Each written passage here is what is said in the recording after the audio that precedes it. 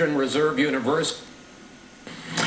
Good evening from the Health Education campus of Case Western Reserve University and the Cleveland Clinic. I'm Chris Wallace of Fox News, and I welcome you to the first of the 2020 presidential debates between President Donald J. Trump and former Vice President Joe Biden. This debate is sponsored by the Commission on Presidential Debates. The commission to the first question, then open discussion for the rest of each segment. Both campaigns have agreed to these rules. For the record, I decided the topics and the questions in each topic. I can assure you, none of the questions has been shared with the commission or the two candidates. This debate is being conducted under health and safety protocols designed in each topic. I can assure you, none of the questions has been shared with the under health and safety protocols designed by the Cleveland Clinic, which is serving as the health security advisor. Shake hands at the beginning of tonight's debate. The audience here in the hall has promised to remain silent. No cheers, no boos or other interruptions, so we, and more importantly you, can focus on what the candidates have to say. Can nominee President Trump and the Democratic nominee, Vice President Biden. And the Democratic nominee, Vice President Biden.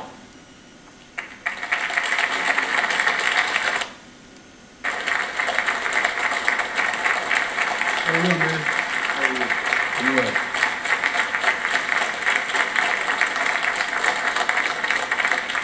Gentlemen, a lot of people have been waiting for this night, so let's get going. Our first subject is the Supreme Court. President Trump, you nominated Amy Coney Barrett over the weekend to succeed the late Ruth Bader Ginsburg on the court. You say the Constitution is clear about your obligation and the Senate's to consider a nominee to the court. Vice President Biden, you say that this is an effort by the President and Republicans to jam through an appointment and what you call an abuse of power. My first question to both of you tonight: why are you right in the argument you make and your opponent wrong, and where do you think a Justice Barrett would take the court? President Trump, in this first segment, you go first, 2 minutes. Thank you very much, Chris. I will tell you very simply, we won the election. Elections have consequences. We have the Senate, we have the White House, and we have a phenomenal nominee, respected by all, top academic, good in every way, In fact, some of her biggest endorsers are very liberal people from Notre Dame and other places. So I think she's going to be fantastic. We have plenty of time, even if we did it after the election itself. I have a lot of time after the election, as you know. So I think that she will be outstanding. She's going to be as good as anybody that has served on that court. We really feel that. We have a professor at Notre Dame, highly respected by all, said she's the single greatest student he's ever had. He's been a professor for a long time at a great school. And we won the election, and therefore we have the right to choose her. And very few people knowingly would say otherwise. And by the way, the Democrats, they wouldn't even think about not doing it. If they had, the only difference is they try and do it faster. There's no way they would give it up. They had Merrick Garland, but the problem is they didn't have the election, so they were stopped. And probably that would happen in reverse also, definitely would happen in reverse. So we won the election, and we have the right to do it, Chris. President Trump, thank you. Same question to you, Vice President Biden. You have 2 minutes. Well, first of all, thank you for doing this. Looking forward to this, Mr. President. Thank you, Jim. The American people have a right to have a say in who the Supreme Court nominee is. And that say occurs when they vote for a United States senators and when they vote for the President of the United States. They're not going to get that chance now because we're in the middle of an election already. The election has already started. Tens of thousands of people have already voted. And so the thing that should happen is we should wait. We should wait and see what the outcome of this election is, because that's the only way the American people get to express their view, is by who they elect as president and who they elect as vice president. Now, what's at stake here is the president's made it clear he wants to get rid of the Affordable Care Act. He's been running on that, he ran on that, and he has been governing on that. He's in the Supreme Court right now trying to get rid of the Affordable Care Act, which will strip 20 million people from having insurance, health insurance now, if it goes into court. And the justice, and I'm not opposed to the justice. She seems like a very fine person. But she's written before she went on the bench, which is her right, that she thinks that the Affordable Care Act is not constitutional. The other thing that's on the court, and if it's struck down, what happens? Women's rights are fundamentally changed. Once again, a woman could be held to pay more money because she has a pre-existing condition of pregnancy. They were able to charge a woman more for the same exact procedure a man gets. And that ended when we, in fact, passed the Affordable Care Act. And there's 100 million people who have pre-existing conditions, and they'll be taken away as well. Those pre-existing conditions, the insurance companies are going to love this. And so it's just not appropriate to do this before this election. If he wins the election and the Senate is Democrat or Republican, then he goes forward. If not, we should wait until February. All right. Conditions. As far as the say is concerned, the people already had their say. Okay, Justice Ginsburg said very powerfully, very strongly, at some point, 10 years ago or so, she said a president and the Senate is elected for a period of time, but a president's elected for 4 years. We're not elected for 3 years. I'm not elected for 3 years. So we have the Senate, we have a president. He's elected to the next election. During that period of time, we have an opening. I'm not elected for 3 years. I'm elected for 4 years. And the 100 million people, Joe, the 100 million people is totally wrong. I don't know where you got that number. The bigger problem that you have is that you're going to extinguish 180 million people with their private health care that they're very happy with. That's simply not true. Well, you're certainly going to socialist. I'm going to socialist. We're now into, gentlemen, we're now into open discussion. Open discussion. Open discussion. Yes, I agree. Go ahead, Vice President. Number one, he knows that what I proposed. What I proposed is that. Go ahead, Vice President. Number one, he knows that what I proposed. What I proposed is that we expand Obamacare and we increase it. We do not wipe any, and one of the big debates we had with 23 of my colleagues trying to win the nomination that I won, were saying that Biden wanted to allow people to have private insurance still. They can, they do, they will under my proposal. It's not what you said, and it's not what your party has said. That is simply your party doesn't say it. Your party wants to go socialist. My party is and me. Socialist right healthcare. Now, I am and the they're going to dominate party. you, Joe. You know that. I am the Democratic Party right now. The platform of the Democratic Party is what I, in fact, approved of. What I approved of. Now, here's the deal. The deal is that it's going to wipe out pre-existing conditions. And by the way, the 200,000 people that have died on his watch, how many of those have survived? Well, there's 7 million people that contracted COVID.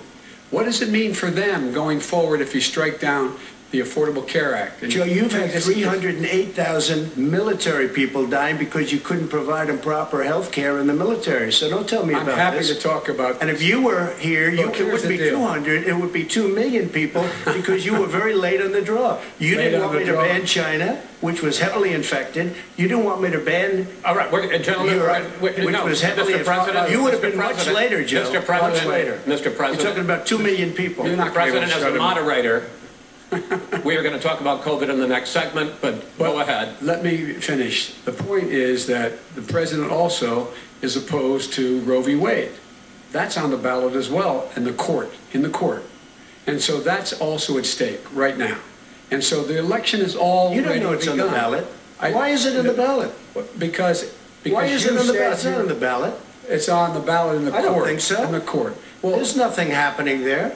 Donald, and you don't know her view on Roe v. Wade. I don't know her view. Well, all right. Let's talk. We got a lot to unpack here, gentlemen. We got a lot of time, so back to Roe v. Wade. All right, Mr. President, the Supreme Court will hear a case a week after the election in which the Trump administration, along with 18 state attorneys general, are seeking to overturn Obamacare, to end Obamacare. You have spent the last... Because they want to give good health care. If I may ask my question, sir. Good health care. Over the last 4 years, you have promised to repeal and replace Obamacare, but you have never in these 4 years come up with a plan, a comprehensive plan to replace Obamacare. Of course I have. Well, I got rid of the individual mandate. I'm going to give you an opportunity. I got rid of the individual mandate, which was a big chunk of comprehensive plan. That is absolutely a big thing. That was the worst part of Obamacare. Sir, Chris, that was the worst part of Obamacare. Let me ask my question. Well, I'll ask Joe. The individual mandate was the most unpopular aspect of Obamacare. I got rid of it. And we will protect people. Mr. President, I'm the moderator of this debate, and I would like you to let me ask my question, and then you can answer your question. Go ahead. You, in the course of these 4 years, have never come up with a comprehensive plan to replace Obamacare, and just this last Thursday, you signed a largely symbolic executive order to protect people with pre-existing conditions 5 days before this debate. So my question, sir, is what is the Trump health care plan? Well, for cutting drug prices, I'm going with favored nations, which no president has the courage to do because you're going against Big Pharma. Drug prices will be coming down 80 or 90%. You could have done it during your 47-year period in government, but you didn't do it. Nobody's done it. So we're cutting health care. All of the things that we've done, insulin, I give you an example, insulin, it was destroying families, destroying people because I'm getting it for so cheap. It's like water, you want to know the truth, so cheap. Take a look at all of the drugs, what we're doing, prescription drug prices. We're going to allow our governors now to go to other countries to buy drugs because they pay just a tiny fraction. Know the truth, so cheap. Take a look at all of the drugs, what we're doing, prescription drug prices. We're going to allow our governors now to go to other countries to buy drugs because they pay just a tiny fraction. This is open discussion. No, but this is big stuff. Sir, you'll be happy. I'm about to pick up on one of your points to ask the Vice President, which is he points out that you would like to add a public option to Obamacare, and the argument that he makes and other Republicans make is that that is going to end private insurance. It is and not. Well, if I can ask you the question, it will end. What your party says, by the way. It will end private insurance and create a government takeover of health care. It does not. It's only for those people who are so poor they qualify for Medicaid. They can get that free in most states, except governors who want to deny people who are poor Medicaid. Anyone who qualifies for Medicare would Medicaid would automatically be enrolled in the public option. The vast majority of the American people would still not be in that option, number one. Joe, you agree with Bernie Sanders, far left, on the manifesto, we call it. That gives you socialized medicine. Look, hey, I'm not going to listen to him. The fact of the matter is, I beat Bernie Sanders. Not by much. I beat him a whole hell of a lot. I'm here standing facing you. Pocahontas would have left 2 days early. You would have lost every primary. All he knows how to do Super is Tuesday. You got very lucky. Here's the deal. I got very lucky. I'm going to get very lucky tonight as well. And tonight I'm going to make sure, because here's the deal. Here's the deal. The fact is that everything he's saying so far is simply a lie. I'm not here to call out his lies. Everybody knows he's a liar. But you I just want to make sure. Joe, you're the liar. I want to make sure. You ordered last in your class, and first in your class. I want to make sure. Mr. President, can you let him finish, sir? No, he doesn't know how to do that. He has, you pick the wrong guy, the wrong night at the wrong time. Listen, you agreed with Bernie Sanders to the manifesto. The whole idea, there is no manifesto, number Please one. Let him speak, Mr. President. Number two. You just lost the left. Number two. You just lost the left. You agreed with Bernie Sanders on a plan. Folks, absolutely agreed. Folks, do you have any idea what this clown's doing? Socialized medicine. Mr. President. I'll tell you what. He is not for any help for people needing health care. Because he, in fact, already has cost 10 million people their health care that they had from their employers because of his recession. Number one. Number two, there are 20 million people getting health care through Obamacare now that he wants to take it away.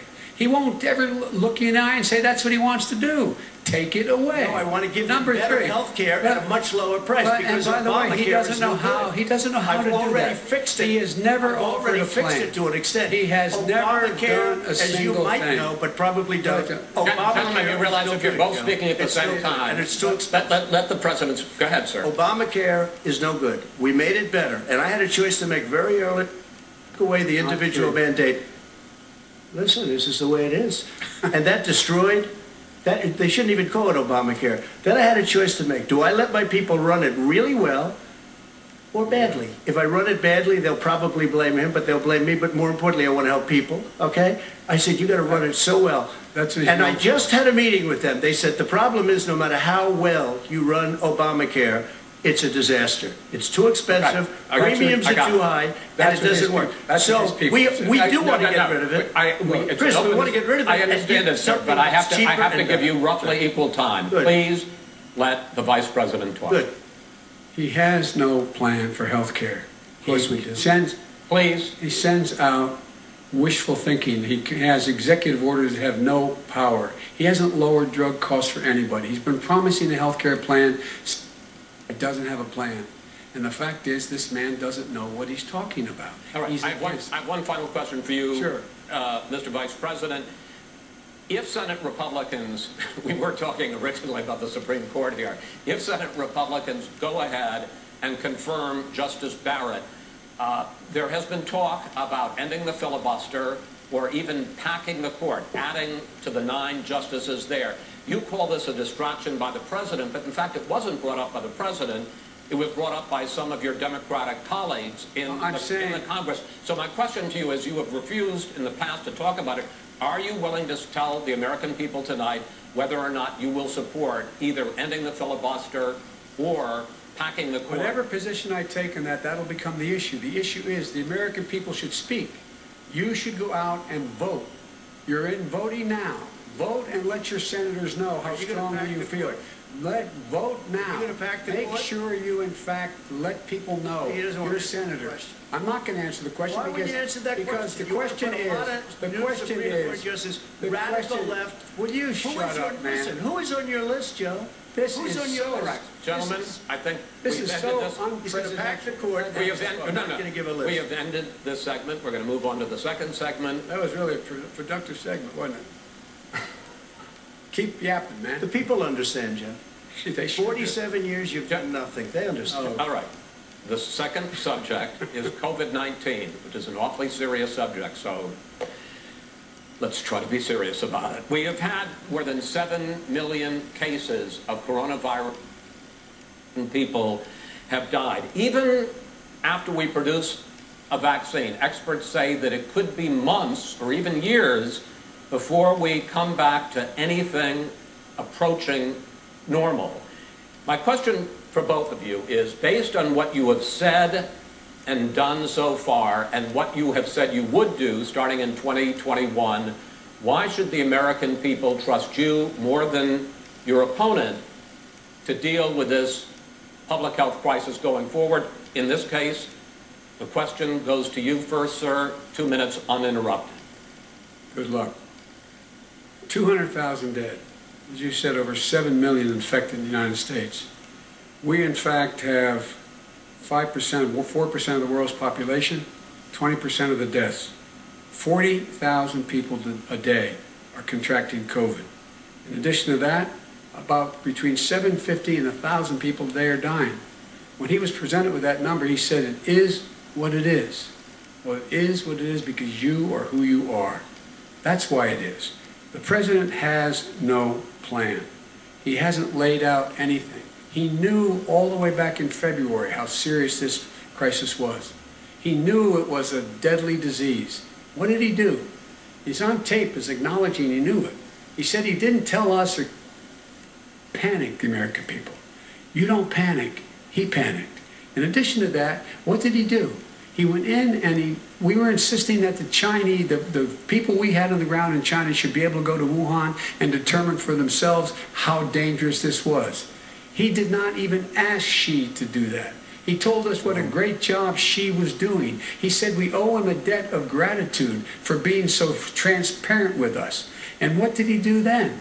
He then did nothing. He waited and waited and waited. He still doesn't have a plan. I laid out back in March exactly what we should be doing.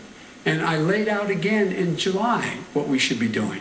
We should be providing all the protective gear possible. We should be providing the money the House has passed in order to be able to go out and get people the help they need to keep their businesses open, open schools that cost a lot of money. You should get out of your bunker and get out of the sand trap and get in your golf course and go in the Oval Office and bring together the Democrats and Republicans. Bunker and get out of the sand trap and get in your golf course and go in the Oval Office and bring together the Democrats and Republicans and fund what needs to be done now to save lives. So if we would have listened to you... You have 2 minutes, sir. If we would have listened to you, the country would have been left wide open. Millions of people would have died, not 200,000, and one person is too much. It's China's fault. It should have never happened. They stopped it from going in, but it was China's fault. And by the way, when you talk about numbers, you don't know how many people died in China. You don't know how many people died in Russia. You don't know how many people died in India. They don't exactly give you a straight count, just so you understand. But if you look at what we've done, I closed it, and you said he's xenophobic. He's a racist, and he's xenophobic because you didn't think I should have closed our country. Wait a minute. It says 2 minutes. You didn't think we should have closed it was terrible. You wouldn't have closed it for another 2 months. By my doing it early, in fact, Dr. Fauci said, President Trump saved thousands of lives. Many of you Democrat governors said, President Trump did a phenomenal job. We worked with the governor. Oh, really? Go take a look. The governors said I did a phenomenal job. Most of them said that. In fact, people that would not be necessarily on my side said that. President Trump did a phenomenal job. We did. We got the gowns. We got the masks. We made the ventilators. You wouldn't have made ventilators. And now we're weeks away from a vaccine. We're doing therapeutics already. Fewer people are dying when they get sick. Far fewer people are dying. We've done a great job. The only thing I haven't done a good job, and that's because of the fake news. No matter what you say to them, they give you bad press on it. It's just fake news. They give you good press. They give me bad press because you don't have it in your blood. You could have never done that job. I know how to do the job. I know how to get the job Well, you done. didn't do very well in swine flu. H1N1, you were a disaster. Your own chief of staff said you were a disaster. 14,000 people died, not 200,000. There was A no very- economic recession. Sir, you made a There less was no recession. You made a point. Let him answer. And there was we didn't shut down the economy. This is his economy he shut down. The reason it's shut down is because, look, you folks at home, how many of you got up this morning and had an empty chair at the kitchen table because someone died of COVID? How many of you were in a situation where you lost your mom or dad and you couldn't even speak to them? You had a nurse holding the phone up so you could, in fact, say goodbye. You would have lost far more people. Far more people. And you would have been. And by the way, his own CDC director says we could lose as many as another 200,000 people between now and the end of the year. And he held up. He said, if we just wear a mask, we can save half those numbers. Just a mask. And by the way, in terms of the whole notion of a vaccine, we're for a vaccine on the end of the year. And he held up, he said, if we just wear a mask, we can save half those numbers. Just a mask. And by the way, in terms of the whole notion of a vaccine, we're for a vaccine, but I don't trust him at all, nor do you. I know you don't. What we trust is a scientist. You don't trust Dr. Johnson Fauci. Johnson, Pfizer? Okay, by the way, gentlemen, let me move on to questions about the future, because you both have touched on two of the questions I'm going to ask. Either contradicted or been at odds with some of your government's own top scientists. The week before last, the head of the Centers for Disease Control, Dr. Redfield, said it would be summer before the vaccine would become generally available to the public. You said that he was confused and mistaken. Those were your two words. Yeah. But Dr. Slaoui, the head of your Operation Warp Speed, has said exactly the same thing. Are they both wrong? Well, I've spoken to the companies and we can have it a lot sooner. It's a very political thing because people like this would rather make it political than save lives. It is a very political thing. I've spoken to Pfizer. I've spoken to all of the people that you have to speak to. We have great Moderna, Johnson & Johnson, and others. They can go faster than that by a lot. Become very political because the left, or I don't know if I call them left, I don't know what I call them. So you're suggesting that the head of your Operation Warp Speed, Dr. Slaoui? I disagree with him. Yeah, no, I disagree with both of them. And he didn't say that. He said it could be there, but it could also be much sooner. I had him in my office 2 days ago. He talked about the summer, sir, before it's generally available. Because he said it's a possibility that we'll have the answer before November 1st. It could also be after when it's that. generally available. Well, we're going to deliver it right away. We have the military all set up logistically. They're all set up. We have our military that delivers soldiers, and they can do 200,000 a day. They're going to be This is the same man It's who all told set you up. by Easter this would be gone away. By the warm weather it'd be gone. Miraculous, like a miracle. And by the way, maybe you could inject some bleach in your arm, and that would take care of it. This is the same man. That was said sarcastically, you know that. That was said sarcastically. And so here's the deal. This man is talking about a vaccine. Every serious company is talking about maybe having a vaccine done by the end of the year. But the distribution of that vaccine will not occur until sometime beginning or the middle of next year to get it out. This question, though, you say the public can trust the scientists, but they can't trust President Trump. In fact, you said that again tonight. Your running mate, Senator Harris, goes further, saying the public health experts, quote, will be muzzled, will be suppressed. Given the fact that polls already show that people are concerned about the vaccine and are reluctant to take it, are you and your running mate, Senator Harris, contributing to that fear? No more than the question you just asked him. You pointed out. He puts pressure and disagrees with his own scientists. But you're saying you can't, or Senator Harris is saying you can't trust the scientists. Well, no, you can trust the scientists. She didn't say that. You can't trust She said the public health experts, quote, will be muzzled, will be suppressed. Well, that's what he's going to try to do, but there's millions of scientists, there's thousands of scientists out there, like here at this great hospital, that don't work for him. Their job doesn't depend on him. That's not, they're the people, and by the way... I spoke to the scientists that are in charge. By the way, they will have the vaccine very soon. Do you believe for a moment what he's telling you, in light of all the lies he's told you about the whole issue relating to COVID? He still hasn't even acknowledged that he knew this was happening, knew how dangerous it was going to be back in February, and he didn't even tell you. He's on record as saying it. He panicked, or he just looked at the stock market. One of the two, because guess what? A lot of people die, and a lot more are going to die unless he gets a lot smarter, a lot quicker. Mr. President? Did you use the word smart? So you said you went to Delaware State, but you forgot the name of your college. You didn't go to Delaware State. You graduated either the lowest or almost the lowest in your class. Don't ever use the word smart with me. Don't ever use that word. Oh, give me a break. Because you know what? There's nothing smart about you, Joe. 47 years you've done nothing. Let's have this debate. And if you would have had, let me just tell you something, Joe. No, if you would have had the charge of what I was put through, I had to close the greatest economy in the history of our country. And by the way, now it's being built again. See, we're going to get to the economy in the next segment, sir. Okay. It's going up fast. Okay.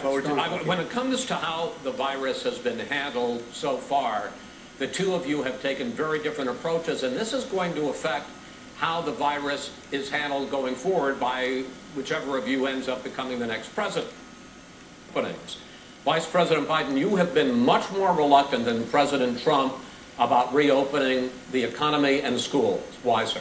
Because he doesn't have a plan. If I were running, I know what the plan is. You've got to provide these businesses the ability to have the money to be able to reopen with the PPE as well as with the sanitation they need. You have to provide them plastic. Tell that to Nancy Pelosi.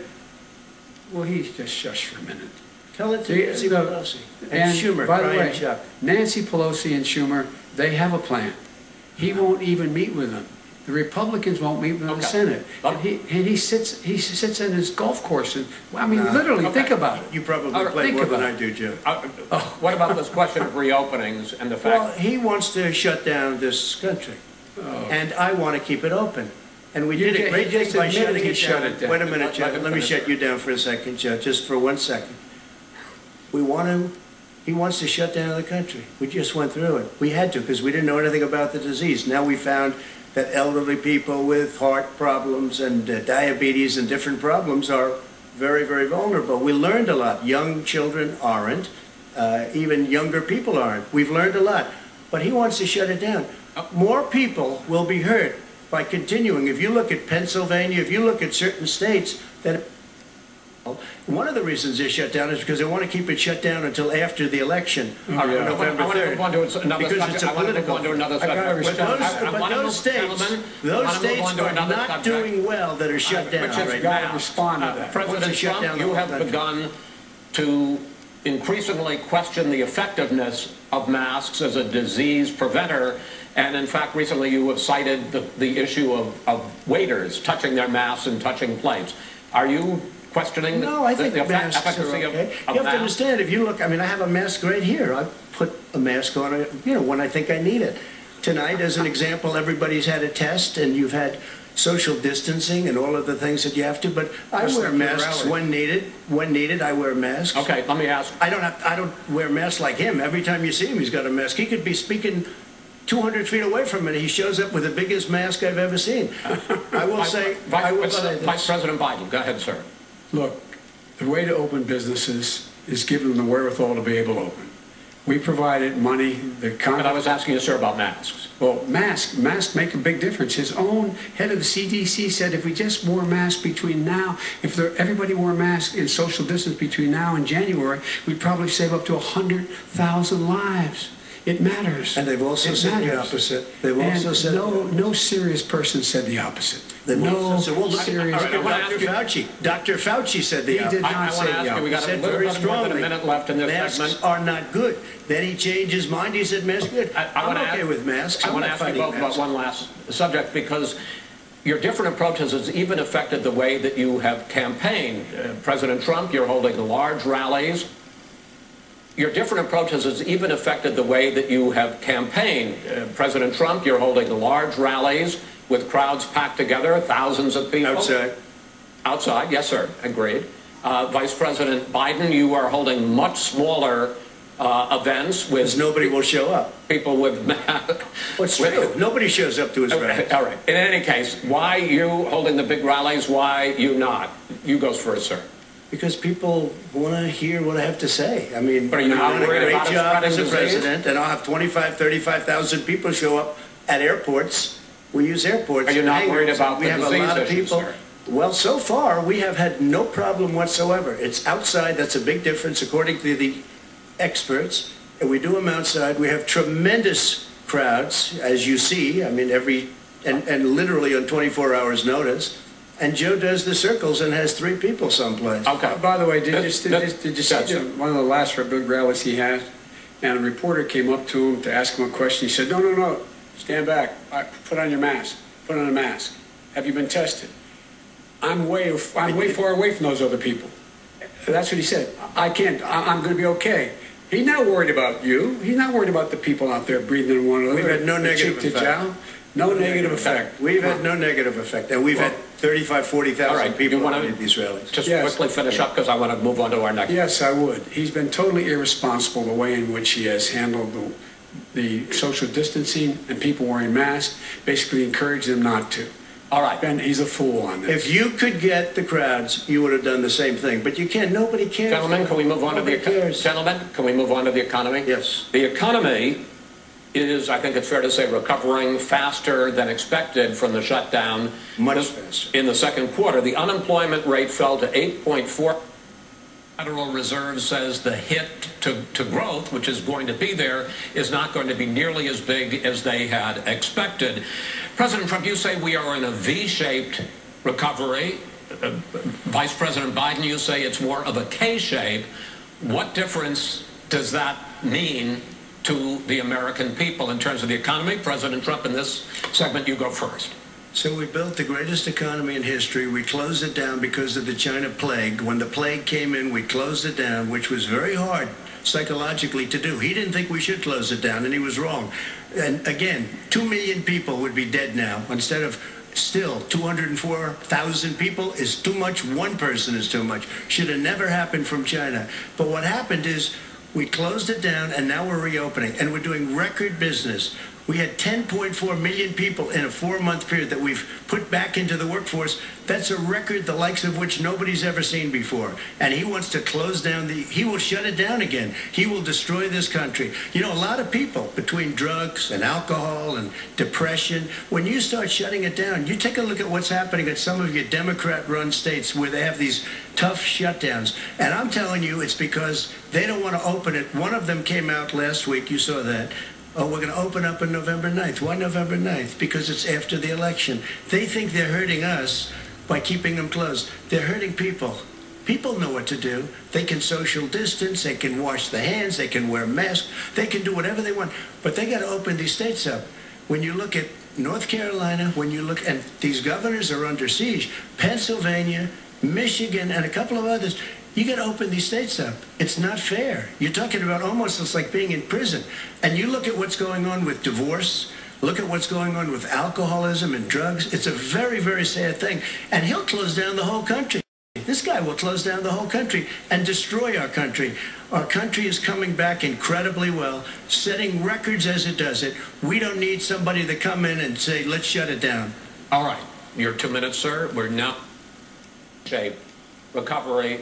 What's the difference? The difference is millionaires and billionaires like him in the middle of the COVID crisis have done very well. Billionaires have made another $300 billion because of his profligate tax proposal, and he only focused on the market. But you folks at home, you folks living in Scranton and Claymont and all the small towns and working class towns in America, how well are you doing? This guy paid a total of $750 in taxes. Sir, wait, no. Sir, it's just yeah, I understand. You've agreed to the 2 minutes, so please let him have it. Do I get my time back? The fact is that he has, in fact, worked on this in a way that he's going to be the first president of the United States to leave office having fewer jobs in his administration than when he became president. Fewer jobs than when he became president. First one in American history. Secondly, the people who have lost their jobs are those people who have been on the front lines, those people who have been saving our lives, those people who have been out there dying, people who have been putting themselves in a way to make sure that we could all try to make it. And the idea that he is insisting that we go forward and open when you have almost half the states in America with a significant increase in COVID deaths and COVID cases in the United States of America. And he wants to open it up more. Why does he want to open it up? Why doesn't he take care of the American? You can't fix the economy until you fix the COVID crisis. And he has no intention of doing anything about making it better for you all at home in terms of your health and your safety. Schools. Why aren't schools open? Because it costs a lot of money to open them safely. You know, they were going to give, his administration was going to give the teachers and school students masks. And then they decided, no, couldn't do that because it's not a national emergency. Not a national emergency. They've done nothing to help small businesses. Nothing. They're closing. 1 in 6 is now gone. He ought to get on the job and take care of the needs of the American people so we can open safely. All right. Your time. Businesses. Nothing. They're closing. 1 in 6 is now gone. He ought to get on the job and take care of the needs of the American people so we can open safely. All right. Your time is up, sir. Well, we're going to get to... I have to respond to that. Well, you both had 2 minutes, sir. Excuse me, he made a statement. So did you. People want their schools, people want their schools open. They don't want to be shut down. They don't want their state shut down. They want their restaurants. I look at New York. It's so sad what's happening in New York. It's almost like a ghost town. And I'm not sure it can ever recover what they've done in New York. People want their places open. They want to get back to their lives. They'll be careful, but they want their schools open. I'm the one that brought back football. By the way, I brought back Big Ten football. It was me, and I'm very happy to do it. And the people of Ohio are very proud of me. And you know how I found out? Gentlemen, we're going to get to your economic plans going forward in a moment. But first, Mr. President, as you well know, there's a new report that in 2016, the year you were elected president, and 2017, your first year as president, that you paid $750 a year in federal income tax each of those years. I know that, is it true that you paid $750 in federal income taxes each of those 2 years? I paid millions of dollars in taxes, millions of dollars of income tax. And let me just tell you, there was a story in one of the papers. I paid $38 million 1 year.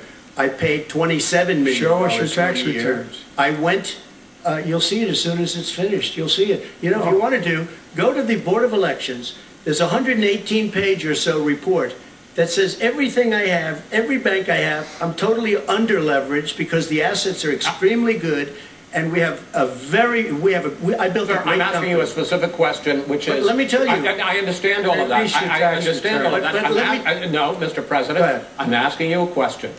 will you tell us how much you paid in federal income taxes in 2016 and 2017? Millions of dollars. You paid millions of dollars? Millions of dollars. So yes. not 750. Millions of dollars, and you'll get to see it. And you'll get to see it. But let me just tell you, Chris, let me just say something, that it was the tax laws. I don't want to pay tax. Before I came here, I was a private developer. I was a private business people. Like every other private person, unless they're stupid, they go through the laws, and that's what it is. He passed a tax bill that gave us all these privileges for depreciation and for tax credits. We build a building and we get tax credits, like the hotel on Pennsylvania Avenue. You get a massive, which, by the way, was given to me by the Obama administration, if you can believe that.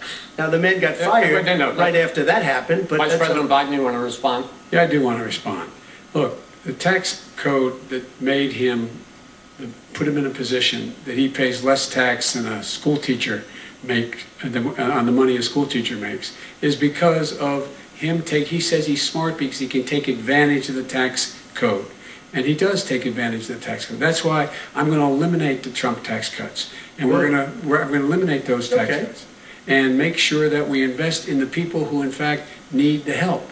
People out there need help. But why didn't you do it over the last 25 years? Because you weren't president. Because you weren't president screwing things up. You were a senator. And you're the worst president America has ever had. Hey, come Joe, on. Let me just tell you, Joe, I've done more in 47 months. I've done more than you've done in 47 years, Joe. We've done things that you never even thought of doing, including fixing the broken military that you gave me, including taking care of your debts. Mr. President, we're talking about the economy. I'd like to ask you about your plans going forward, because, Mr. Vice President, your economic plan, if you were to be elected president, focuses a lot on big government, big taxes, big spending. I want to focus first on the taxes. You propose more than $4 trillion over a decade in new taxes on individuals making more than $400,000 a year and on corporations. President Trump says that that kind of an increase in taxes is going to hurt the economy as it's just coming out of a recession. Well, just take a look at what as the analysis done by Wall Street firms points out that my economic plan would create 7 million more jobs than his in 4 years, number one. And number two, it would create an additional $1 trillion in economic growth, because it would be about buying American. That we're going to make this federal government spend $600 billion a year on everything from ships to steel to buildings and the like. And under my proposal, we're going to make sure that every penny of that has to be made by a company. But respectfully, sir, I'm talking about taxes, not spending. By the way, I'm going to eliminate a significant number of the tax. I'm going to make the corporate tax 28%. It shouldn't be 21%. You have 91 companies, in the Fortune 500 who don't pay a single penny in tax, making billions of dollars. Why didn't you do it billions before of dollars? When you were vice president with Obama? Because you, in fact, passed that. That was your tax proposal. I got it done, and you know what happened? You got it done. Our economy boomed like it's never boomed. The economy is Mr. President, let me pick up on that. You would continue your free market approach, lower taxes, more deregulation, correct? Not lower taxes for American people. More jobs were created, 1.5 million more jobs than in the first 3 years of your presidency. They had the slowest recovery since economic recovery since 1929. It was the slowest recovery. Also, they took over something that was down here. All you had to do is turn on the lights and you pick up a lot. But they had the slowest economic recovery since market goes up. That means jobs. It also means 401ks. If you got in, if you ever became president with your ideas, you want to terminate my taxes, I'll tell you what, you'll lose half of the companies that have poured in here will leave, and plenty of companies that are already here, they'll leave for other places. They will leave, and you will have a depression, the likes of which you've never seen. Look, we inherited the worst recession short of a depression in American history. I was asked to bring it back. We were able to have an economic recovery that created the jobs you're talking about. We handed him a booming economy. He blew it. It wasn't booming. Blew it. He It blew wasn't booming. It was the weakest recovery Well, sir, is it fair to, since wait, is it fair to say he blew it when, in fact, when there was record low unemployment before COVID? Yeah, but because what he did, even before COVID, manufacturing went in the hole. Manufacturing went in the hole. Excuse me, Chris. Wait. Number two. Chris. Number three. They said it would take. No, you're number two. No. Chris. They said it would take a miracle to bring back manufacturing. I brought back 700,000 jobs. They brought back nothing. They gave up on manufacturing. Part of my standard fare. I'm the guy that brought back the automobile industry. We brought back, I was asked to bring back Chrysler and General Motors. We brought them back right here in the state of Ohio and Michigan. He blew it. They're gone. He blew it. And in fact, they're going. Ohio had the best year it's ever had last year. Michigan had the best year they've ever had. That is not true. Many car companies came in from Germany, from Japan, went to Michigan, went to Ohio. They're not having. And they didn't come in with you. Mr. Vice President, go ahead. And so you take a look at what he's actually done. He's done very little. His trade deals are the same way. He talks about these great trade deals. You know, he talks about the art of the deal. China's perfected the art of the steal. We have a higher deficit with China now than we did before. We have the highest trade deficit with Mexico. China ate your lunch, down 18%. China ate your lunch, Joe. And no wonder your son goes in and he takes out billions of dollars. Takes out billions of dollars to manage. He makes millions of dollars. And also, while we're at it, why is it, just out of curiosity, his wife gave your son $3.5 million. What did he do to deserve it? What did he do with Barista to deserve $183,000? You've asked the question, let him answer it. None of that is true. Oh, really? He didn't get $3.5 million? Mr. President, Mr. President, please. Totally discredited.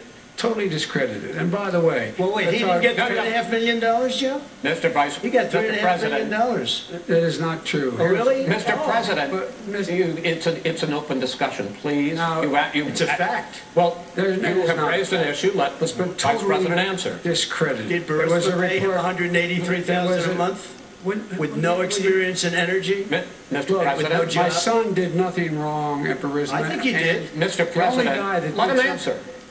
He doesn't want to let me answer because he knows I have the truth. His position has been totally, thoroughly discredited. By who? And the media? By everybody. Well, by the media, by our allies, by the World Bank, by everyone has discredited. Matter of fact, even the people who testified under oath. So let me ask you this, Joe.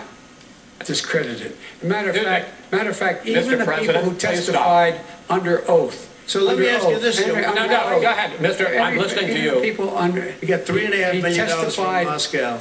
He testified under oath in his administration, said, I did my job and I did it very well. Oh, really? I did it I'd honorably. like to know who they are. Well, I'll give you the list of the people who testified. No, go ahead, sir. Sure, you've already fired most of them because they did a good job. Some people don't do a good job. With you, go ahead. Wait a minute. You get the final word, Mr. Well, it's hard to get any word in with this clown. Excuse me, this. Hey, let me just say to you. No. Mr. President. $3.5 million, Joe. That is simply. Why did he deserve $3.5 million from Moscow? Look, here's the deal. We want to talk about families and ethics. I don't want to do that.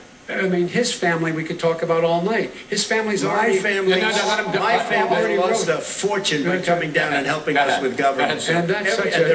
Mr. President, every single one of them lost a fortune. This is not about my family or his family. It's about your family. The American people. He doesn't... That's not true. It doesn't want to talk about what you need. You, the American people. It's about you. That's what we're talking about. All right, that's the end of the segment. We're moving on. He didn't take them. Vice President, no. Can I be honest? It's a very important question. Try to be honest. He stood up. No, the answer to the question is no. Ukraine. No, sir. With $1 billion, if you that is absolutely not true. You're doing it. You're going to have true, gentlemen. I hate to raise my voice, but it seems to be. Why shouldn't I be different than the two of you? So here's the deal. Good point. We have 6 segments. We have ended that segment. We're going to go to the next segment. In that segment, you each are going to have 2 uninterrupted moments. In those 2 uninterrupted minutes, Mr. President, you can say anything you want. I'm going to ask a question about race, but if you want to answer about something else, go ahead. But I think that the country would be better served if we allowed both people to speak with fewer interruptions. I'm appealing to you, sir, to do that. Well, and him too. Well, frankly, you've been doing more interrupting that's than all he right, has. but he does plenty. Well, less than, sir, less There's than, plenty. no, less than you have. Let's please continue on. The issue of race. Vice President Biden, you say that President Trump's response to the violence in Charlottesville 3 years ago, when he talked about very fine people on both sides, was what directly led you to launch this run for president. Oh, yeah, sure.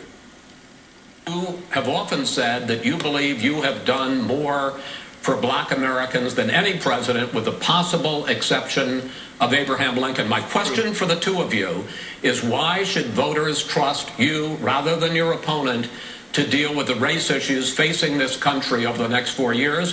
Vice President Biden, you go first.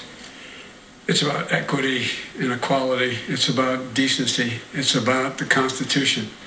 And we have never walked away from trying to require equity for everyone, equality for the whole of America. But we've never accomplished it. But we've never walked away from it like he has done. It is true. The reason I got in the race is when those people, close your eyes, remember what those people look like coming out of the fields carrying torches, their veins bulging, just spewing anti-Semitic bile, and accompanied by the Ku Klux Klan. A young woman got killed. And they asked the president what he thought. He said there were very fine people on both sides. No president's ever said anything like that. It is now, second point I'd make to you is that when Floyd was killed, when Mr. Floyd was killed, there was a peaceful protest in front of the White House. What did he do? He came out of his bunker, had the military use tear gas on him so he could walk across to a church and hold up a Bible. And then what happened after that? The bishop of that very church said that it was a disgrace. The general who was with him said all he ever wants to do is divide people, not unite people at all. This is a president who has used everything as a dog whistle to try to generate racist hatred, racist division. This is a man who, in fact, you talk about helping African Americans. 1 in 1,000 African Americans has been killed because of the coronavirus. And if he doesn't do something quickly, by the end of the year, 1 in 500 will have been killed. 1 in 500 African Americans. This man is a savior of African Americans. This man cares at all. This man's done virtually nothing. Look, the fact is that you have to look at what he talks about. You have to look at what he did. And what he did has been disastrous for the African-American community. So, President Trump, you have 2 minutes. Why should Americans trust you over your opponent to deal with racism? He did a crime bill, 1994. No, sir, it's his 2 minutes. So you did that, and they called you a super predator, and I'm letting people out of jail now that you have treated the African-American population community, you have treated the black community about as bad as anybody in this country. You did the 1990, and that's why, if you look at the polls, I'm doing better than any Republican has done in a long time, because they saw what you did. You call them super predators, and you've called them worse than that, because you look back at your testimony over the years, you've called them a lot worse than that. As far as the church is concerned, and as far as the generals are concerned, we just got the support of 250 military leaders and generals, total support. Law enforcement, almost every law enforcement group in the United States. I have Florida, I have Texas, I have Ohio, I have Portland. The sheriff just came out today and he said, I support President Trump. I don't think you have any law enforcement. You can't even say the word law enforcement, because if you say those words, you're going to lose all of your radical left supporters. And why aren't you saying those words, Joe? Why don't you say the words law enforcement? Because, you know what, if they called us in Portland, we would put out that fire in a half an hour, but they won't do it because they're run by radical left Democrats. If you look at Chicago, if you look at any place you want to look, Seattle, they heard we were coming in the following day and they put up their hands and we got back Seattle. Minneapolis, we got it back, Joe, because we believe in law and order, but you don't. The top 10 cities and just about the top 40 cities are run by Democrats and in many cases radical left. And they've got you wrapped around their finger, Joe, to a point where you don't want to say anything about law and order. And I'll tell you what, the people of this country want and demand law and order, and you're afraid. And they've got you wrapped around their finger, Joe, to a point where you don't want to say anything about law and order. And I'll tell you what, the people of this country want and demand law and order, and you're afraid to even say it. All right. I want to return to the question of race. Vice President Biden, after the grand jury in the Breonna Taylor case decided not to charge any of the police with homicide, you said it raises the question, quote, whether justice could be equally applied in America. Do you believe that there is a separate but unequal system of justice for blacks in this country? Yes, there's systemic injustice in this country, in education and work and in law enforcement and the way in which it's enforced. But look, the vast majority of police officers are good, decent, honorable men and women. They risk their lives every day to take care of us. But there are some bad apples, and when they occur, when they find them, they have to be sorted out. They have to be held accountable. They have to be held accountable. And what I'm going to do as President of the United States is call together an entire group of people at the White House, well, everything from the civil rights groups to the police officers to the police chiefs, and we're going to work this out. We're going to work this out so we change the way in which we have more transparency in when these things happen. These cops aren't happy to see what happened to George Floyd. These cops aren't happy to see what happened to Breonna Taylor. Most don't like it. But we have to have a system where people are held accountable. And by the way, violence in response is never appropriate. Never appropriate. Peaceful protest is. Violence is never appropriate. All right, what is peaceful protest? When they run through the middle of the town and burn down your stores and kill people all over the place? That is not peaceful protest. No, it's not, but you say it is. President Trump, I'd like to continue with the issue of race. I promise we're going to get to the issue of law and order in a moment. This month, your administration directed federal agencies to end racial sensitivity training that addresses white privilege or critical race theory. Why did you decide to do that, to end racial sensitivity training? And do you believe that there is systemic racism in this country, sir? I ended it because it's racist. I ended it because a lot of people were complaining that they were asked to do things that were absolutely insane, that it was a radical revolution that was taking place in our military, in our schools, all over the place, and you know it, and so does everybody else. And he would know. What is radical about racial sensitivity training? If you were a certain person, you had no status in life. It was sort of a reversal. And if you look at the people, we were paying people hundreds of thousands of dollars to teach very bad ideas, and frankly, very sick ideas. And really, they were teaching people to hate our country. And I'm not going to do that. I'm not going to allow that to happen. We have to go back to the core values of this country. They were teaching people that our country is a horrible place, it's a racist place, and they were teaching people to hate our country. And I'm not going to allow that to happen. Vice President Biden? Nobody's doing that. He's racist. You just don't. Here's the deal. I know a lot more about this. Let him finish. The fact is that there is racial insensitivity. People have to be made aware of what other people feel like, what insults them, what is demeaning to them. It's important to people know they don't want to. Many people don't want to hurt other people's feelings, but it makes a big difference. It makes a gigantic difference in the way a child is able to grow up and have a sense of self-esteem. It's a little bit like how this guy and his friends look down on so many people. They look down their nose on people like Irish Catholics like me and grew up in Scranton. They look down on people who don't have money. They look down on people who are of a different faith. They look down on people who are a different color. In fact, we're all Americans. The only way we're going to bring this country together is bring everybody together. There's nothing we cannot do if we do it together. We can take this on and we can defeat racism in America. President Trump, sir. There was hatred. You look at Ferguson, you go to many places. Look at Oakland. Look what happened in Oakland. Look what happened in Baltimore. Look what happened.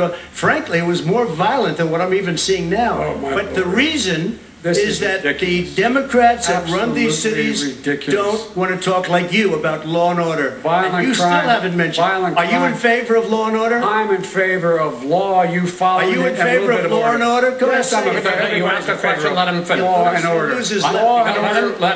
Law and order with justice, where people get treated fairly. And the fact of the matter is violent crime went down 17%, 15% in our administration. All right. It's gone up on his watch. Went down much more than ours. All right, we're down. Mr. President, you're going to Mr. President, every record in the Mr. book. President, you're going to be very happy because we're now going to talk about law and order. Because we had trouble. We're Democratic-run cities. That's exactly my question. There has been a dramatic increase in homicides in America this summer particularly, and you often blame that on Democratic mayors and Democratic governors, but in fact there have been equivalent spikes in Republican-led cities like Tulsa and Fort Worth. So the question is this really a party issue? I think it's a party issue. You can bring in a couple of examples, but if you look at Chicago, what's going on in Chicago, where 53 people were shot and 8 died shot. If you look at New York, where it's going up like nobody's ever seen anything, the numbers are going up 100, 150, 200%. Crime. It is crazy what's going on. And he doesn't want to say law and order because he can't, because he'll lose his radical left supporters. And once he does that, it's over with. But if he ever got to run this country and they ran it the way he would want to run it, we would have, our suburbs would be gone. By the way, our suburbs would be gone, and you would see problems like you've never seen. He wouldn't know a suburb unless he took a wrong turn. Oh, I know suburbs. He would not. Go ahead, wait a minute. I was raised in the suburbs. This is not 1950. All these dog whistles on racism don't work anymore. Suburbs are by and large integrated. There's many people today driving their kids to soccer practice and or to black and white and Hispanic in the same car as there have been any time in the past. What really is a threat to the suburbs and their safety is his failure to deal with COVID. They're dying in the suburbs. His failure to deal with the environment. They're being flooded. They're being burned out because his refusal to do anything. That's why the suburbs are in trouble. I do want to talk about this issue of law and order, though. And in the joint recommendation that came from the Biden. First of all, what does reimagining policing mean, and do you support? It means. Let me, if I might finish the question. What does reimagining policing mean, and do you support the Black Lives Matter call for community control of policing?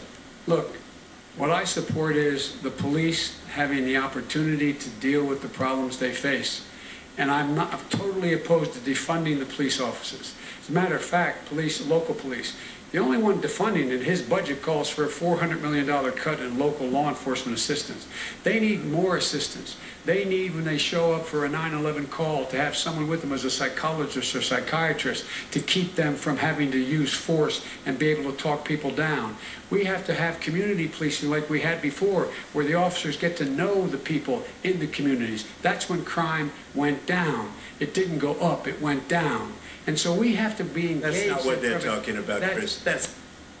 It's not true. He doesn't have any law support. He has no law enforcement That's not support. true. Almost That's nothing. Look. All right, who do you have? Name one group that supports you. Name one group that came out and supported you. Go ahead. Think. We have time. We don't have time to do anything. All right. Name one law enforcement group that came out and supported. Gentlemen, I think I'm going to take back the moderator's role, and I want to get to another subject, which is the issue of protests in many cities that have turned violent. In Portland, Oregon, especially, we had more than 100 straight days of protests, which I think you would agree. You talk about peaceful protests. Many of those turned into riots.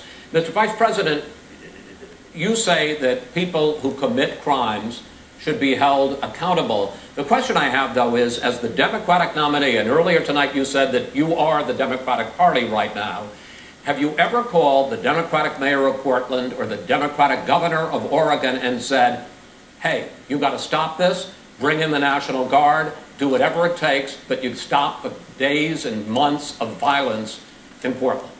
I don't hold public office now.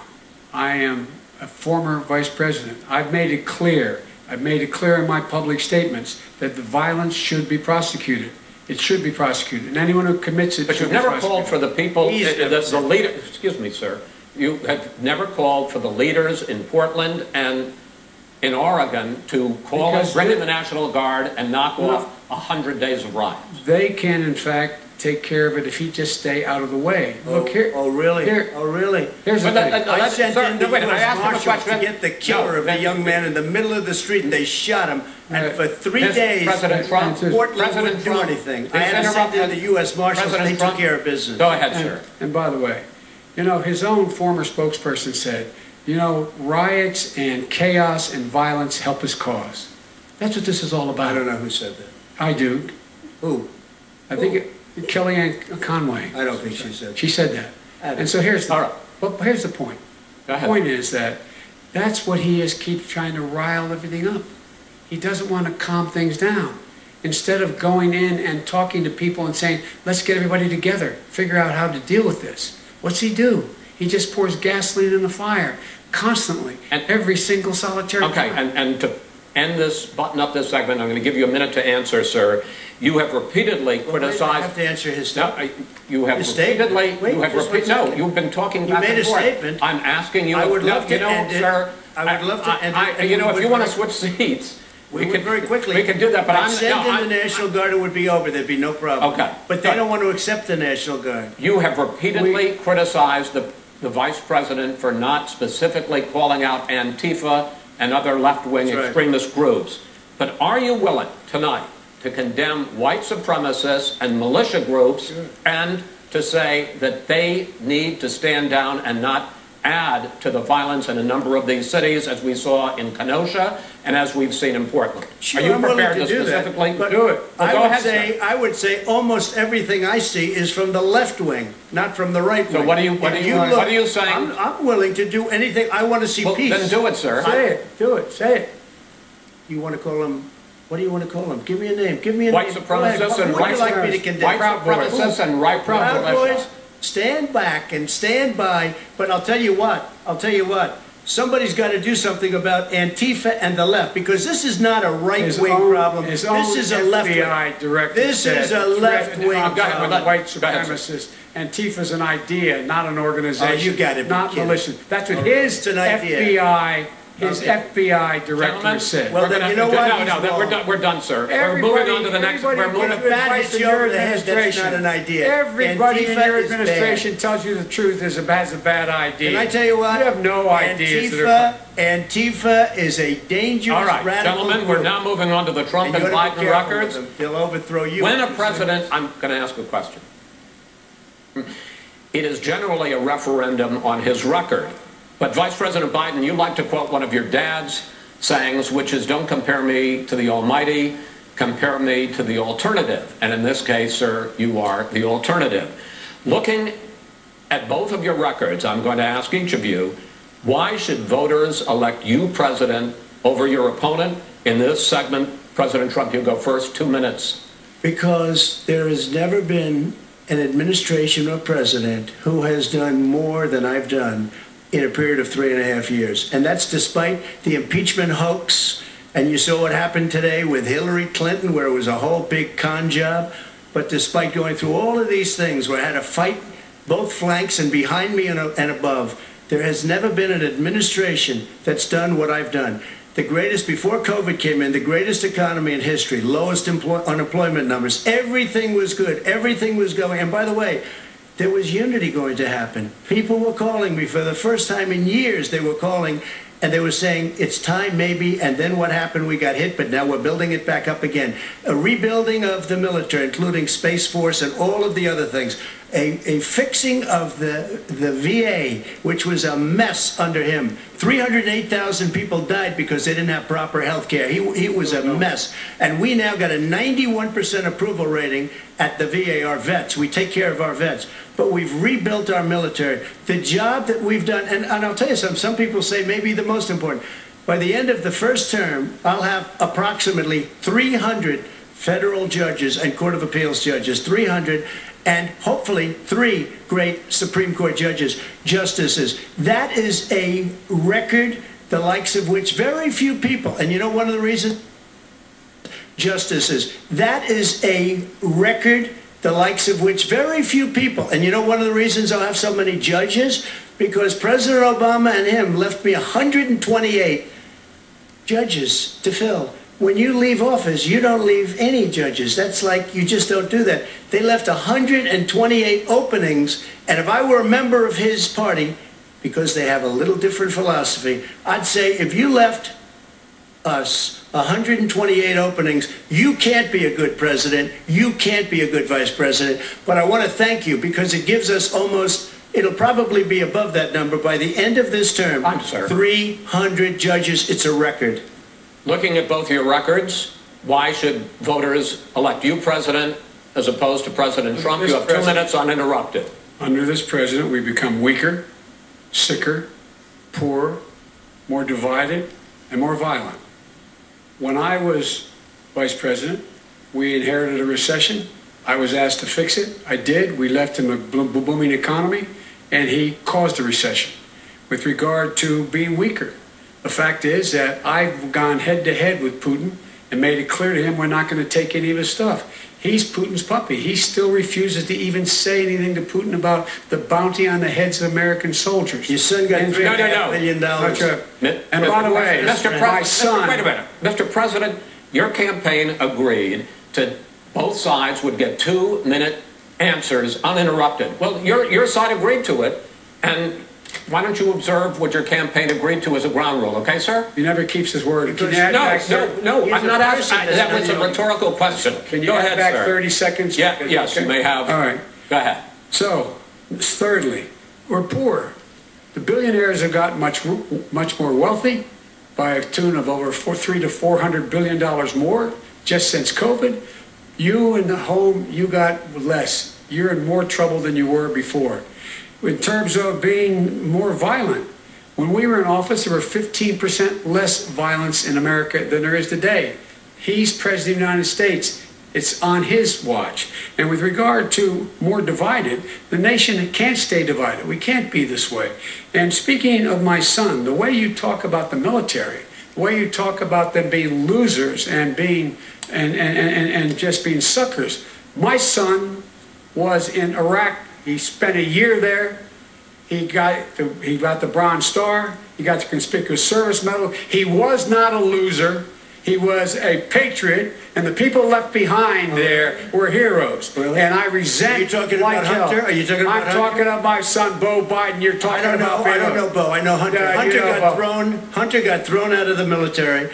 He was thrown out, dishonorably discharged. That's not true. It wasn't dishonorably. Cocaine use. And he didn't have a job until you became vice president. And once you became vice president, he made a fortune in Ukraine, in China, in Moscow, and various other places. True. He made a fortune. My son. And he didn't have a job. My son, like a lot of people we know at home, had a drug problem. He's overtaken it. He's fixed it. He's worked on it.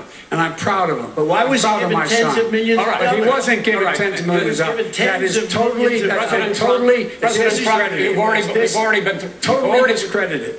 We've already been through this. I think the American people would rather hear about more substantial subjects. Well, you know, as the moderator, sir, I'm going to make a judgment call here. $3.5 million from the mayor of Moscow. Let's talk about not true. That report is totally discredited.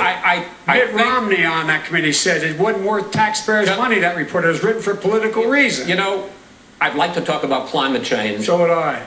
Okay. The forest fires in the West are raging now. They have burned millions of acres. They have thousands of people. When state officials there blame the fires on climate change, Mr. President, you said, I don't think the science knows. Over your 4 years, you have pulled the U.S. out of the Paris Climate Accord. You have rolled back a number of Obama environmental records. What do you believe about the science of climate change, and what will you do in the next 4 years to confront it? I want crystal clean water and air. I want beautiful clean air. We have now the lowest carbon. If you look at our numbers right now, we are doing phenomenally. But I haven't destroyed our businesses. Our businesses aren't put out of commission. If you look at the Paris Accord, it was a disaster from our standpoint. And people are actually very happy about what's going on because our businesses are doing well. As far as the fires are concerned, you need forest management in addition to everything else. The forest floors are loaded up with trees, dead trees that are years old, and they're like tinder. and leaves and everything else. You drop a cigarette in there, the whole forest burns down. You've got to have forest management. You've got to have cuts. What do you believe about the science of climate change, sir? I believe that we have to do everything we can to have immaculate air, immaculate water, and do whatever else we can that's good. You know, we're planting 1 billion trees, the Billion Tree Project, and it's very exciting. Do you believe that human pollution, greenhouse gas emissions contributes to the global warming of this planet? I think a lot of things do, but I think to an extent, yes. I think to an extent, yes. But I also think we have to do better management of our forests. Every year, I get the call, California's burning. California's burning. If that was cleaned, if you had forest management, good forest management, you wouldn't be getting those calls. You know, in Europe, they have forest cities. They're called forest cities. They maintain their forests. They manage their forests. I was with the head of a major country. It's a forest city. He said, sir, we have trees that are far more, they ignite much easier than California. There shouldn't be that problem. I spoke with the governor about it. I'm getting along very well with the governor. But I said, you know, at some point, you can't every year have hundreds of thousands of acres of land just burned to the ground. That's burning down because of a lack of management. Sir, if you believe in the science of climate change, why have you rolled back the Obama Clean Power Plan, which limited carbon emissions in power plants? Why have you relaxed? Because it was driving energy prices through the sky. Why have you relaxed fuel economy standards that are going to create more pollution from cars and trucks? Well, not really, because what's happening is the car is much less expensive and it's a much safer car, and you're talking about a tiny difference, and then what would happen, because of the cost of the car, you would have at least double and triple the number of cars purchased. We have the old slugs out there that are 10, 12 years old. If you did that, the car would be safer, it would be much cheaper by $3,500. In the case of California, they've simply ignored. No, but you would take a lot of cars off the market because people would be able to afford a car. Now, and by the way, we're going to see how that turns out. But a lot of people agree with me, many people. The car has gotten so expensive because they have computers all over the place for an extra little bit of gasoline. And I'm okay with electric cars, too. I think I'm all for electric cars. I've given big incentives for electric cars. But what they've done in California is just crazy. Vice President Biden, I'd like you to respond to the president's climate change record, but I also want to ask you about a concern. You proposed $2 trillion in green jobs. You talk about new limits, not abolishing, but new limits on fracking, ending the use of fossil fuels to generate electricity by 2035, and zero net emission of greenhouse gases by 2050.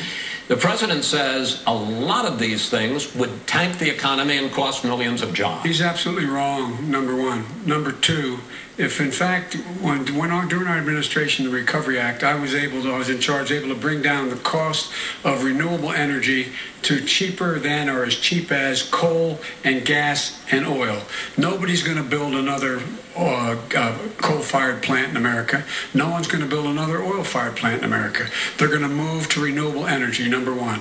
Number two, we're going to make sure that we are able to take the federal fleet and turn it into a fleet that's run on their electric vehicles. Making sure that we can do that, we're going to put 500,000 charging stations and all of the highways that we're going to be building in the future. We're going to build an economy that, in fact, is going to provide for the ability of us to take 4 million buildings and make sure that they, in fact, are weatherized in a way that, in fact, they'll emit significantly less gas and oil because the heat will not be going out. There's so many things that we can do now to create thousands and thousands of jobs. We can get to net zero in terms of energy production by 2035. Not only not costing people jobs, creating millions of good paying jobs, not 50. First thing I will do, I will rejoin the Paris Accord. I will join the Paris Accord because with us out of it, look what's happening. It's all falling apart. And talk about someone who has no relationship with foreign policy.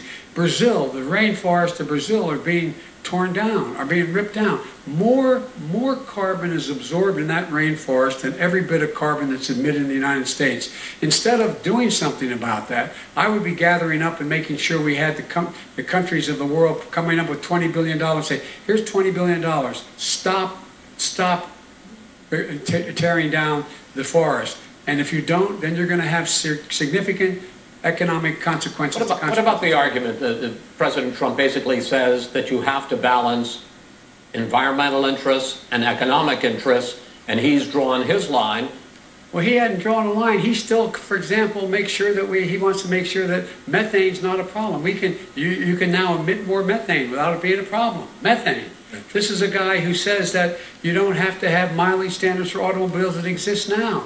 This is a guy who says that, well, the fact that it's all true. And here's the deal. He's talking about the Green New Deal, and it's not $2 billion or $20 billion, as you said. It's $100 trillion. I'm talking about where they want to rip down buildings and rebuild the building. No, it's the dumbest, most ridiculous. Where airplanes are out of business, where two-car systems are out, where they want to take out the cows too. You know, that's not true either, right? This is a $100 trillion. That's more money than our country could make in 100 years if we're not going the case. All right, let me because I actually, wait a minute, sir. I actually have studied your plan, and it includes upgrading 4 million buildings, weatherizing 2 million homes over 4 years, building 1.5 million energy-efficient homes. So the question becomes, the president is saying, I think some people who support the president would say that sounds like it's going to cost a lot of money and hurt the economy. What it's going to do is going to create thousands and millions of jobs, good-paying jobs. But let him finish, sir. He doesn't know how to do that. The fact is, it's going to create millions of good-paying jobs, and these tax incentives to for people to weatherize, which he wants to get rid of. It's going to make the economy much safer. Look how much we're paying now to deal with the hurricanes. By the way, he has an answer for hurricanes. He said maybe we should drop a nuclear weapon on them. They may. I never said that. That's what he did say. You made it up. And here's the deal. You make up. We are going to be in a position where we can create hard, good jobs by making sure the environment is clean and we all are in better shape. We spend billions of dollars now, on floods, hurricanes, rising seas. We're in real trouble. Look what's happening just in the Midwest with these storms that come through, wipe out entire sections and counties in Iowa. That didn't happen before. They're because of global warming. We make up 15% of the world's problem. But the rest of the world, we got to get them to come along. That's why we have to get back into global warming. We make up 15% of the world's problem. But the rest of the world, we got to get them to come along. That's why we have to get back into the Paris Accord. All right, gentlemen. Wait a minute, Chris. So why didn't he do it for 47 years? You were vice president. Why didn't you get the world? China sends up real dirt into the air. Russia does. India does. They all do. We're supposed to be good. And by the way, he made a couple of statements. The Green New Deal is $100 trillion. That is not my plan. That's the Green New you want to rebuild every building. Not my plan. I want to rebuild every building. He made a statement about the military. He said I said something about the military. He and his friends made it up, and then they went with it. I never said it. Okay. That is what not he true. did is he said he called the military stupid bastards. And he said it on tape. He said stupid bastards. He said it. Stop. I would never say that. Play it. Go ahead. Mr. Vice President answered his final question. The final question is, I can't remember which of all his rantings. I'm having a little trouble myself. But and about the economy and about this question of what it's going to cost. The economy. I mean, the Green New Deal and the idea of what your environmental change will do. The Green New Deal will pay for itself as we move forward. We're not going to build plants that, in fact, are great polluting plants. But you support the Green New Deal? Pardon me? You support that? No, I don't support the Green New Deal. You don't? Oh, well, that's a big statement. I support the radical left. I support the Biden plan that I put forward. Okay. The Biden plan, which is different than what he calls the radical Green New Deal. All right, gentlemen, final segment, election integrity. As we meet tonight, millions of Americans are receiving.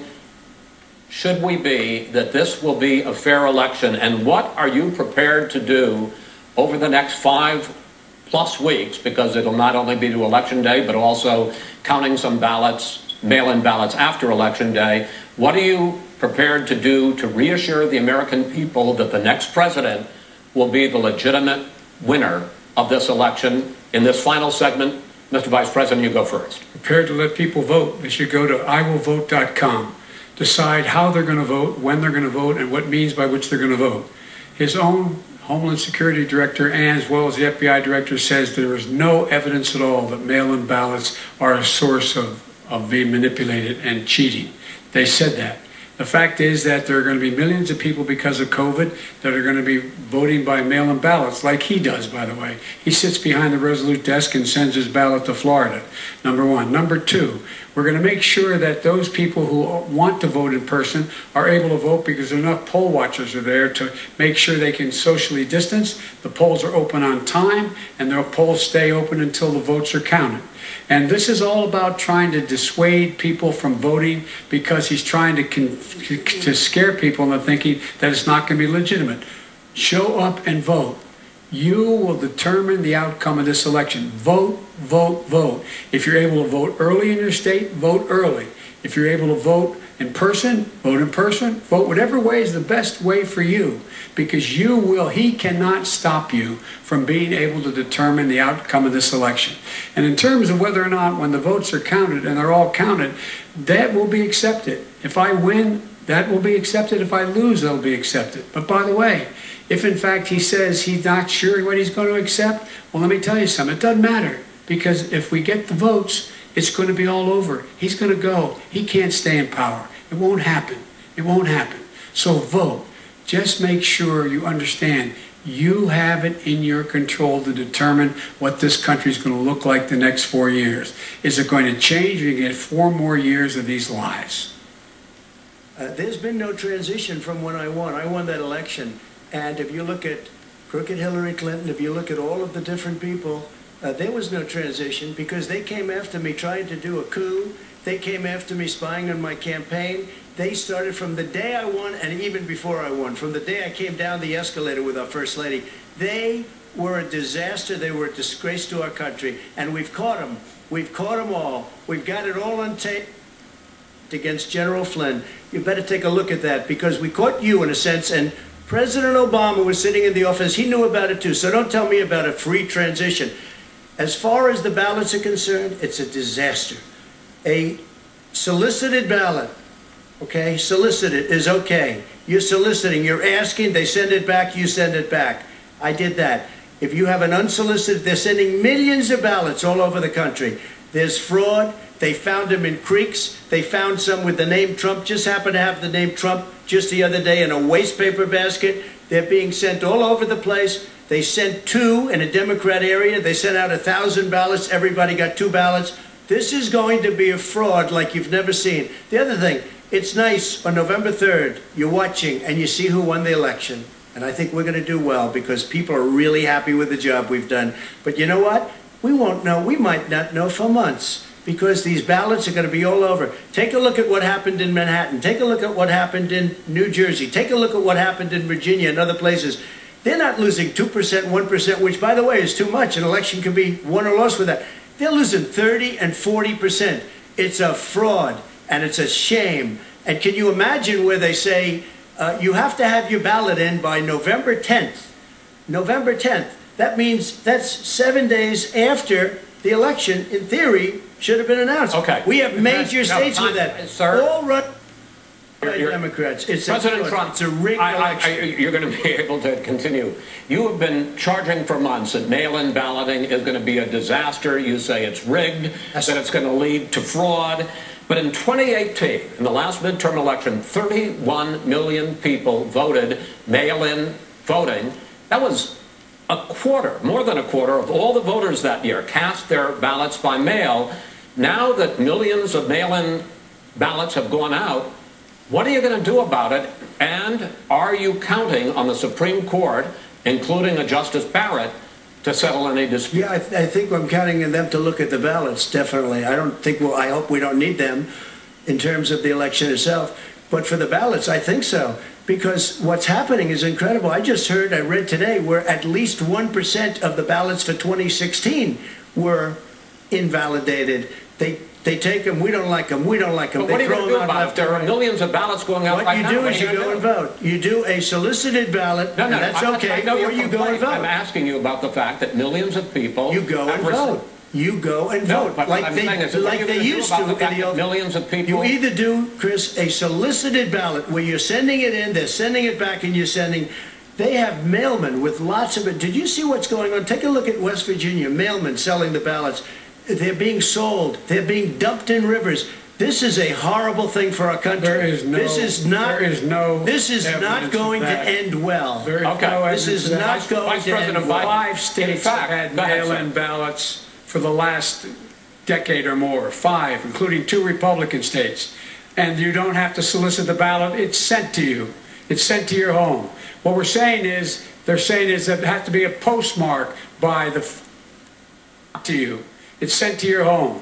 What we're saying is, they're saying is that it has to be a postmark by the time, by election day. If it doesn't get in till the 7th, 8th, 9th, it still should be counted. He's just afraid of counting the votes because you're wrong. You're wrong. I want to continue with you on this, Vice President Biden. Chris, he's so wrong when he makes a statement like that. Excuse me. Vice President Biden, the biggest problem, in fact, over the years with mail-in voting has not been fraud historically. It has been that sizable numbers, sometimes hundreds of thousands of ballots are thrown out because they have not been properly filled out, or there is some other irregularity, or they missed the deadline. So the question I have is, are you concerned that the Supreme Court with a Justice Barrett will settle any dispute? I'm concerned that any court would settle this because here's the deal.